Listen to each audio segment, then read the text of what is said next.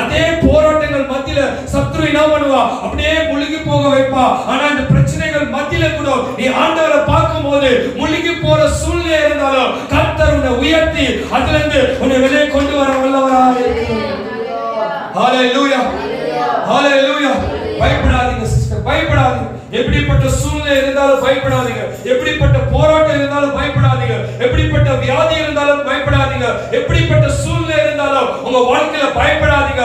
எப்படிப்பட்ட பிரச்சனை இருந்தாலும் இன்னைக்கு நற்செய்தி என்னன்னா, ஆண்டவரே நம்ம நோக்கி பார்க்கும்போது அது எப்படிப்பட்ட பிரச்சனையா இருந்தாலும் ஆண்டவர் அதிலிருந்து வெளியே கொண்டு வர வல்லவராக இருக்கிறார்.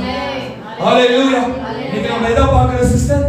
எதை பார்க்கிறோம்? பிரச்சனையை பார்க்க ஆரம்பிக்கிறோம், வியாதியை பார்க்க ஆரம்பிக்கிறோம், போராட்டத்தை பார்க்க ஆரம்பிக்கிறோம், சூழ்நிலையை பார்க்க ஆரம்பிக்கிறோம். சாத்தான் சொல்றா, ஒன்ன பாரு, ஒன்ன பிரச்சனையை பாரு, ஒன்ன போராட்டத்தை பாரு, அந்த வியாதியை பாரு. அப்படியே நம்ம என்ன பண்றா? முழுகி போக வைக்கிறா.